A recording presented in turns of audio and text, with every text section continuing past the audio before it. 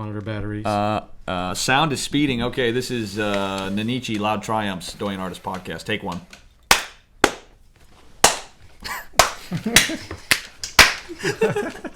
Okay. So we recently shot a film. Yes, we did with Nanichi. Nanichi Yes. here. She is excellent filmmaker. Excellent filmmaker. Excellent art designer. Yes. Yeah, that came out of nowhere, honestly. Yeah. It definitely wasn't something that I saw for myself. I find Wait, myself... the art designing wasn't? No, yeah, it hadn't been. It was something that I definitely enjoyed. I definitely think I have a quirky aesthetic, which sometimes is helpful, taking mundane spaces and livening them up just a tad, which is most of what set design is. Although there's grander projects and much larger scale designs and stuff. But I mean, we had an idea, we put together this short film, and you guys, as y'all know, you wear multiple hats. That's right. And we had actually tried to find someone to do the set design for us, but she was asking for money. Well, yeah. I mean, the money can be tough. But do you think that also, if you were to have someone else do it, would you not have micromanaged them doing it? Because you stepped in and you did that role. Yeah. We're going to talk more about the directing, too. Yeah. That's your primary role on that film. But yeah, I mean, that's something we run into all the time. Because when we do films, I'll do sound and direct. And he's doing lens changes, he's gaffing and being deep. I mean, we're all sort of helping doing those things together. Yeah. But at the same time, it's if we did hire someone to do it, would we really be able to have a hands-off?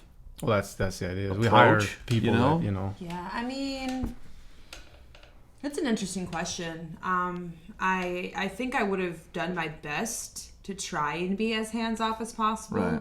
Just because I know that there were 80 other things that I needed to be doing. Right.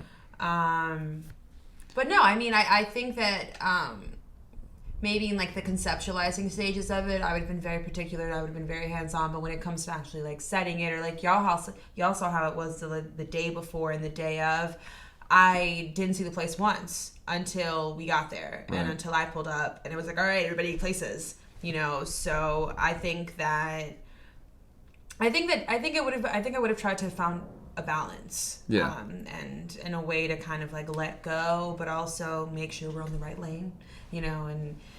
Well, you're a director.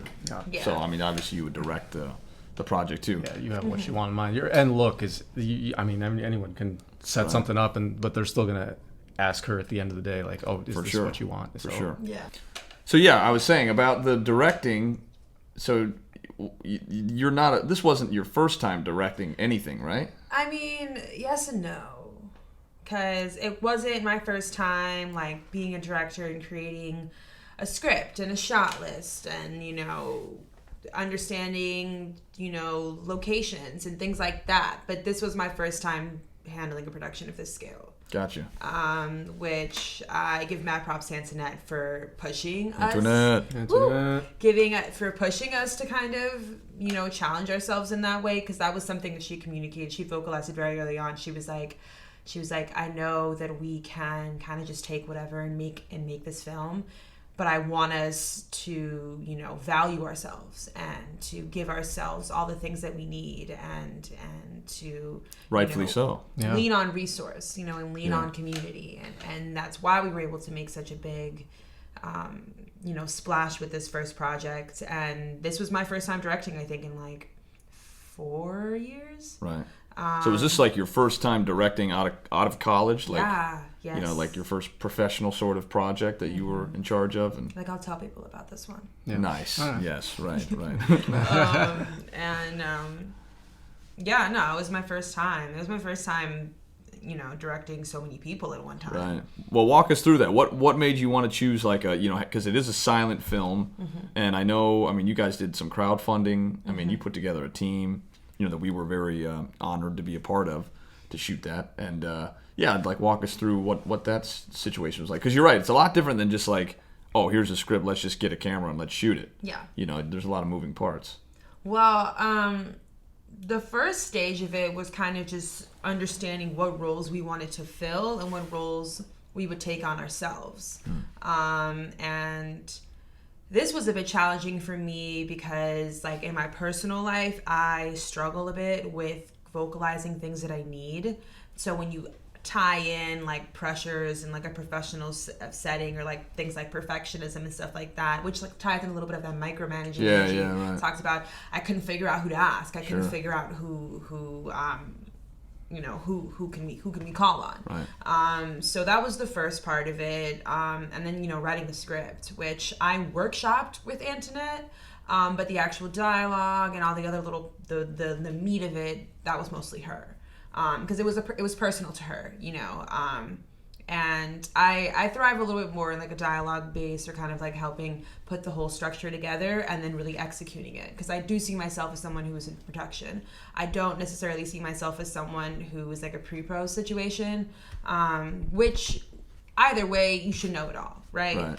And then so we sent out like a couple of postings on like, who on Facebook, the Light Leaks on Facebook, and just kind of tried to see who would be interested. Just to build out your team. Just to build out the team, just to see who would come up. We definitely wanted to prioritize people within our network, people who were doing the same things we were doing. We weren't really trying to like reach for like high budget folks or people with like huge accolades or things like that. We wanted to the people who we work with, Right. Yeah. And that's how we found Bara. Nice. And Bar Kim. Shout out to Bar Kim. That was that 10-minute phone call. She gathered our whole lives. She gathered our whole lives. Like we felt we were being interviewed. Right. And honestly, like, all the other conversations leading up to that, Antoinette kind of took point. She chit-chatted. I was there. I was like, yeah, no, we're cool. Yeah, no, that's nice. Oh, thanks so much. And then Bar got on the line, and I kind of stood up a little bit. And I was like, well, yes, Bara, actually. And then as soon as we got off the line with her, I think it was as soon as she hung up, we want her. Let's call her. Let's ask her what she needs. Let's set that email up. Isn't that amazing? I mean, like right away, like when you want to work with someone, like that's the person I need in that corner. The energy was in such alignment. And then, we had our first meeting with her, and that was when we really started to understand, how it was going to look. Right. It was now coming from this like dreamscape sort of space and entering this more tangible reality. Very cool. Yeah. That's cool. So it was like exciting, slightly intimidating. Like, is it the Yoruba? Like, is that what's getting me on? Like, what do we do? And what about Bara did you think made that shift? Just hearing her logistically ask questions and like put together like a loose roadmap of like, oh, what are you looking for? Who do you need? Because it's amazing where it's like you have an idea, right? And then it's like you write it into a script. Okay, that's the first like stage of the idea. And then you meet someone like Bar, you start putting together your team. And then all of a sudden, you're right, it's like it makes you think, and it brings you that much closer to, oh shit, like we're actually going to make this. Like it's really going to happen. Yeah. So what about Bar do you think really... Well, I mean, I think this is just about Doyen in general. Oh, thank you. Slight plug. Y'all are just fearless.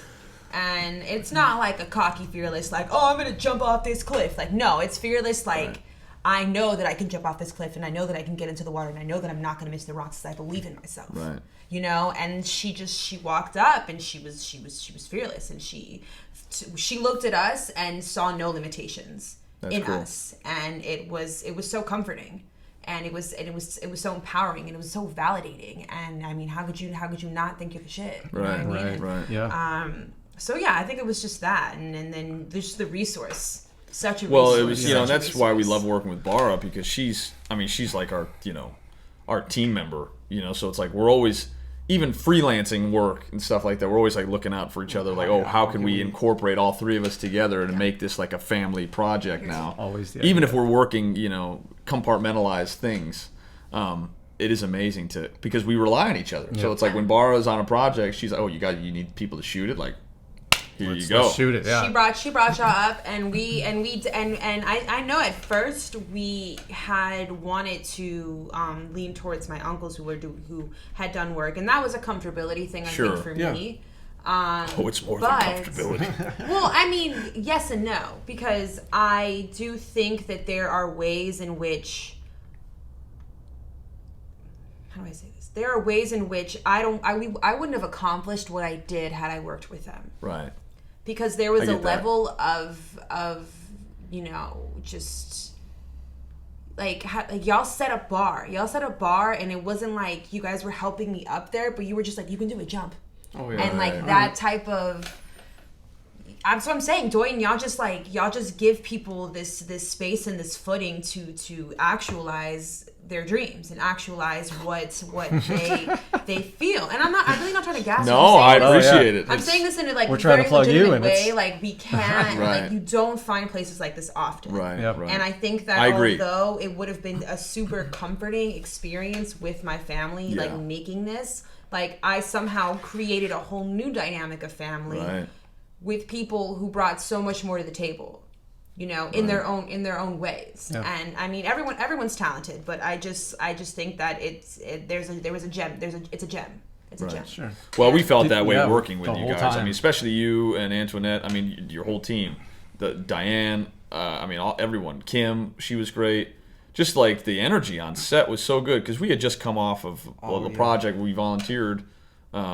And just working on a set like that, everything was just like, energy was not energy good. was just not peaceful, And I was telling Bara that it had the same energy that when we produce our own films. Yeah. it had that energy. Yeah, That's like so what we working love. with you was just like it was just like another. It was just a fun day, like hanging out with your friends, working and getting stuff done and being creative and working together and shit. Every day on set was lo-fi beats and good vibes. Such a vibe. And I think that it was just more than Antoinette and I could have asked for. Because we'd spent so much time in that little apartment, dreaming, visualizing, Post-its everywhere, note cards everywhere, just like, no, it'll be this, no, it'll be that. And the power of words and the power of thought and intention just, it was just divine timing the way we found y'all. Right. And I couldn't have asked for a better team to support me through this. Because it was a big deal. It was a big deal. It'd been a really long time since I directed anything. It'd been a really long time since I felt that in charge of something. Right. I'm coming out of a space and an environment with myself where I didn't really believe in myself creatively.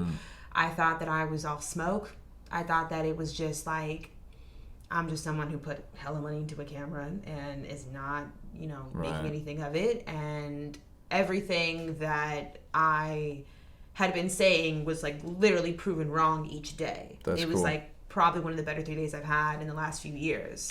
And we're just coming off of COVID, you know what I mean? Right. So to come out of COVID and to find myself in such an environment that was so like high in vibration, it was awesome. And I mean, I with my chest, I can say I'm a director. Oh, hell yeah. Well, it's a beautiful project. I mean, it's going to be, it'll be out soon. So hopefully, we'll be able to show parts of it or have a nice premiere for it or something like that. Absolutely, but now coming off of that though, like now that we're in post-production and editing the piece, what are like some things directorially that you feel like you've learned, like now that we're watching the footage and go, is there anything on set or days we were shooting that you would have done different or just things that you're going to keep in mind now, like for the future? An AD, yeah. I want me an AD, and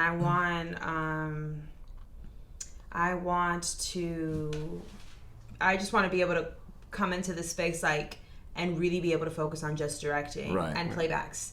Like I was watching playbacks, but I think there were times when I wasn't watching it entirely. That I was just focused on something that I thought we needed to get and not paying attention to all the other little details and things.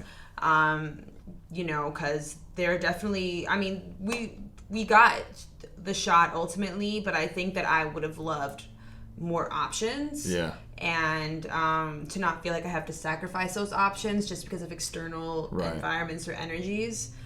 And then also just to really like trust my eye, because like some things that I remember back that I was so like anxious and insecure about came out amazing. Right. And so it was just like, what was I in my way for? Sure. And then just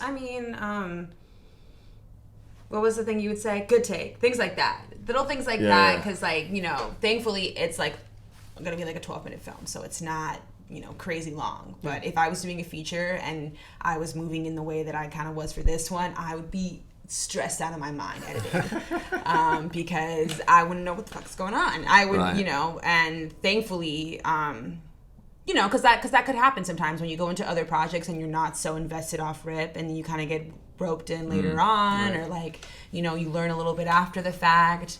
And that's why we had things like the tape marker. Like, I probably would have got a physical tape marker, you know what I mean? Stuff like, little things like that, that I think maybe would have just made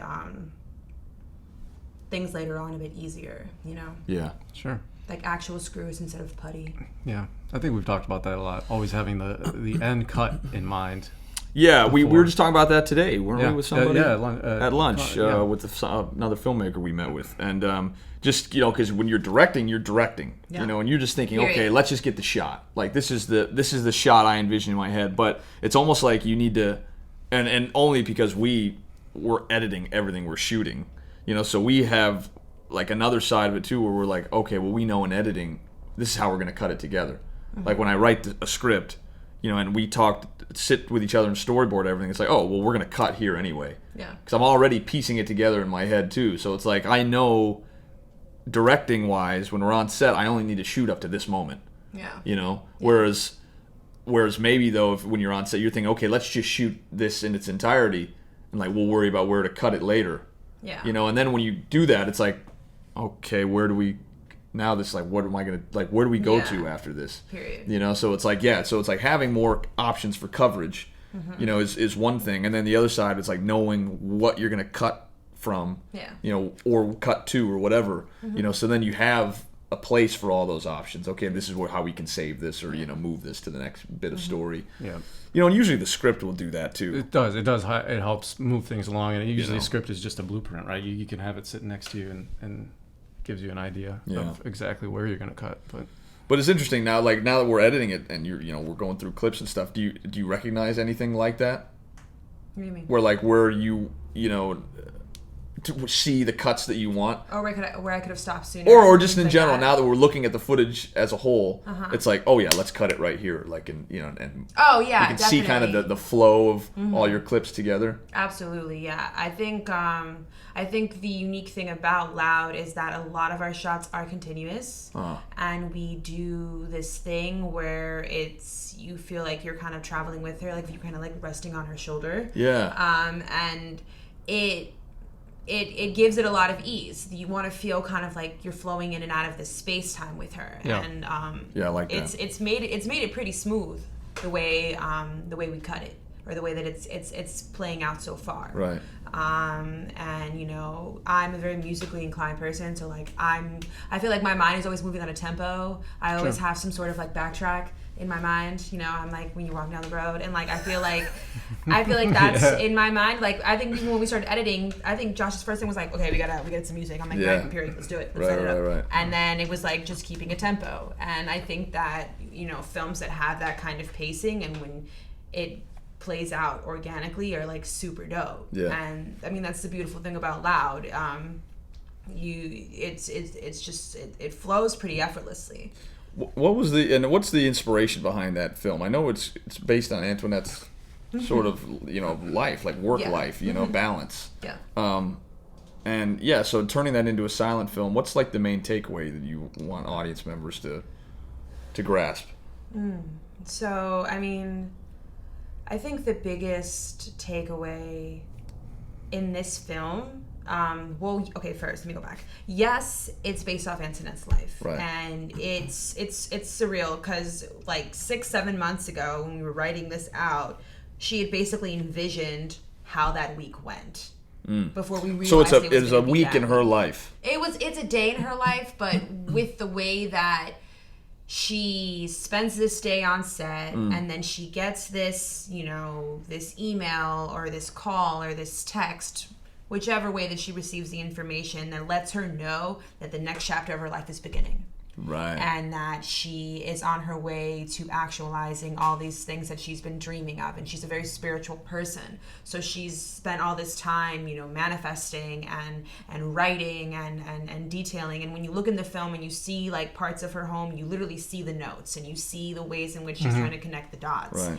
And then when the film completes, you know, you literally see it, welcome to Atlanta, you know, and you see that she's on her way. And it was crazy because when we wrote it, her timeline to leave hadn't been till like January. The goal was always to go. The goal was always to move to Atlanta. Yeah, move to Atlanta, be closer to her daughter, Gotcha. and create that machine of just being a creative and making your art and not compromising yourself. Which was something that as Divine and Align, we were very, very secure on that we as creatives would not compromise ourselves, and we would not feel like we had to settle. We would not feel like we had to, lessen ourselves for anything. What we wanted, how we saw it, that mountain would move, And Divine and Align is your production company. Yes, that is our production company. And so she wrote this script, and then we started shooting the film, and while shooting the film, she started getting phone calls. And people were like, hey, we have work for you. Hey, we have this really big project we want to bring you on. Hey, that's what LA does. That's the allure of LA. This, and the timing makes you question, am I making the right choice? Am I doing the right thing? Yeah. So many moving parts, and so the bigger message is that, especially as women of color, being in a field where we don't necessarily see ourselves represented, it's, or we don't necessarily see ourselves in these, chess playing moving part roles. We just wanted to document that. We wanted to document the highs and the lows and the perspectives and we do this really cool thing with the lighting, shout out to Chase, where it goes from like moody and then it brightens up and then it gets super open and then you just feel like it's like visualizing abundance, and that is attainable, and that, everyone's journey is unique, but the end goal is always there, and it just... Yeah, the big message is just go where life takes beauty, you, and beauty will always exist in your life, and that is really about perspective, right? And you can be upset that in the immediate moment, like you get a flat tire, or that gig is a bust, or a parking ticket, Shout out to Josh.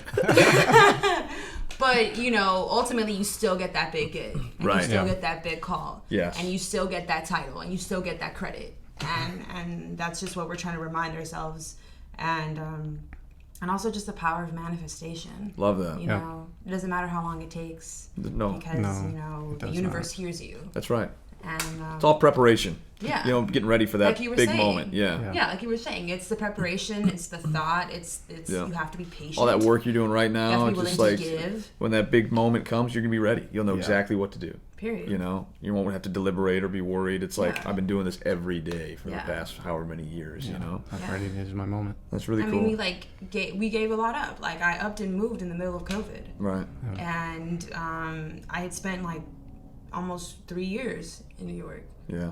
Building a community, building family, building network, and I gave that all up to return back to a state that, although is my home, I didn't really feel connected to. Simply hoping that I was going to get that much closer to working in film and television. Right. And it's like almost a year later, and like I've done that, and I'm there. Yeah. And, that's right. And it's just you got to be able to shout your triumphs loudly. You got to be able to validate yourself and remind yourself, because it's very easy to get caught up in the lows. Yeah. What's that thing they say where they're like, it's more likely you'll remember a negative memory than a positive one or something, because like the intense emotion, but you have to kind of like work through that and like invite in the ease. And you never remember your successes. You always remember your failures. Yeah. Pretty much, right?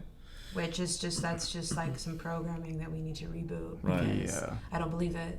Yeah. And that's what Loud Triumphs is. I love it. I do. I love it too. I think, that idea of not compromising is huge, for your art, what you want to do. And I think that's, at the core of that film. And now, like, we're working on it. Hopefully, we'll be finished soon. What's your goal when it's finished? Like, we can do the festival circuit. You're gonna. Yeah. Oh gosh. Yeah. I mean, we would love to throw it into the festival circuit. We're currently looking around right now. Say it again. Yeah. Do you already have festivals in mind? No. I don't have. I don't have any idea where to take it.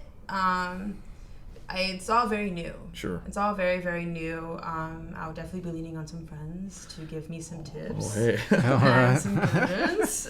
Hey, it'll be fun. Yeah, but I would love to get into the festival circuit. We're definitely going to try and premiere it. Good. Both here and in Atlanta. Sick. And, you know, just kind of bring everybody together who was a part of it. Right. Or those who are intrigued to want to see it. And, I mean, we're already, you know, in some early stages of some other pieces we're trying to work out. I'm thinking about the next installment of Loud, maybe. Because we want to take Loud, because it's a short, we want to take it and kind of build this sort of series on out of it. I think, you know, you can follow different people, different job types. Period. You know, I mean, that's like a docu-series almost. It is, yeah. You know? It is. It's like creative nonfiction. It's really cool. Yeah, exactly. We do have another person in mind already, who is close with us, and then has also been a part of our film journey with us, and he's from back east. Very cool. And, you know, just telling his story and their story and so forth. And yeah, it's definitely giving like docuseries. Yeah, it's like a day in the life of it is. You know, our artists, you know, individuals. And I want it to industry. look different every time. Like, Sure. I don't want it to feel it fits that person's exactly. vibe. You know, their Exactly. perspective. That's cool. Like Antoinette specifically wanted something silent, you know, Right. and definitely wanted it to feel very like observational. Interesting. Because she's very observant. And some may not know because she's so chatty. Yeah. But she's very observant. She picks up everything. Yeah. Which is, I think, sometimes why we work so well, because there are things that I miss. Sure. Like I'm a very external person, and she's very intuitive. So we give a little balance. Well, we love working with both of you. I mean, the whole Yeah. film, the process was, like I said, we just enjoyed being there every day, getting a chance to be creative ourselves and do what we love to do, and, you know, helping bring this project to life has been a real honor. Yeah. And Yeah. a privilege. So thank you Yeah, very it was. much. Yeah, of course. Yeah, sorry, I'm like struggling to receive the praise. No.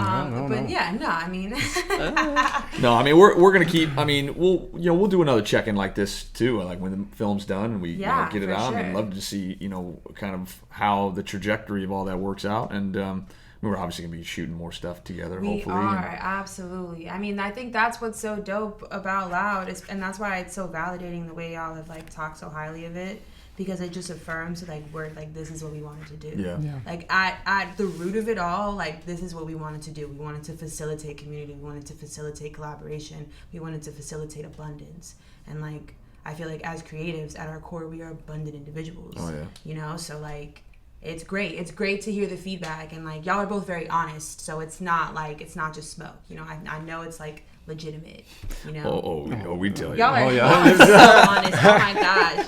There's like, there's so many clips of Chase like, all right, let's go. Let's hear it, Nanichi. Come on. You gotta say action. You gotta say action, Nanichi. It's just a light. Josh, yeah. Just a light Just a bulb. light It looks bulb. like a light bulb. Oh gosh, No, it it's was fun, amazing. man. What would y'all say was your favorite day? My favorite Of the day. days? You know, that first day was a lot of fun. First day was a blast. Just because it was, we got to just really meet each other and work with each other. And, I mean, you just could tell right away we all just meshed well. And it just was fun. I mean, you could just be yourselves. You could joke on set. Just everything was so lighthearted. And we also worked very hard, And the day just went by quick. And I didn't feel like there were any hiccups or anything like that. It was just a very effortless, fun day. That very first day. The other 2 days sucked ass. I was actually gonna say the day in the studio was pretty fun day too. That was I a thought fun that day, was yeah. cool. That was cool. Besides you getting shocked, Yes. that was a little scary, but Oh my gosh, yeah. She didn't remember. I blacked She that didn't out. shocked so bad. Shocked her so bad it knocked her up. Jeez, yeah. And then, oh my gosh, and then Kim got into an accident on the highway. Oh, I know. Day 3 was very on brand. yeah, for it was film. unplanned. Like, but we weren't. But everyone was there that Yeah. they just showed up that could, and It was good. Very Monty positive. I just love it when we do things like ingenuity. Like we couldn't figure out. I was like, oh, like we can't use the gimbal for this shot. We need a dolly, and like we made shift a dolly, like out of just like a dolly and Great a shot. tripod, and that shot looks fantastic. Yeah. It's like I love when we do things like that because it's just Problem it makes solving. my day. It's Where problem did y'all solving. get that wood thing? Found we it found it. We just started walking around the corner. Yeah, we pulled it out of some storage area, and Oh yeah, my we God. put it together. It was, I mean, it was good. Looked away and looked back, and you guys had this whole Where the hell they contraption pulled built. that? Yeah. I was like, are we gonna get in trouble? What is that? You're like, it's fine. It's so crazy. Oh man. Well, I guess Yeah. we should probably wrap it up. We're probably at like 30 minutes. What are we at right now? 30 minutes. Yeah. Okay, yeah, we're done. Wow. Anyway, dude, we're gonna be checking back in. We'll check and back in. Just thank you so much Thanks, for Nanichi. just talented Nanichi. We'll throw our Instagram on the screen Yeah, here. Instagram. We'll do a plug Divine for Align, Loud as well. The Loud Loud Triumphs. Instagram. That's right, Antoinette. Their whole creative team. You'll definitely be seeing more from them as time goes by, and we're just excited to be a part of the journey. Yeah. It's a pleasure. It's a pleasure to be here. Thank I'm happy you. to be Thanks. here. I don't even have to say anything. They just laugh. I'm like, It's a pleasure. it is. I mean, is. this is. All right, let's go get pho. Classy. Are we getting pho? Josh wants pho. Let's go. Joshua. Joshua. Sweet. Done deal. Good job, everybody.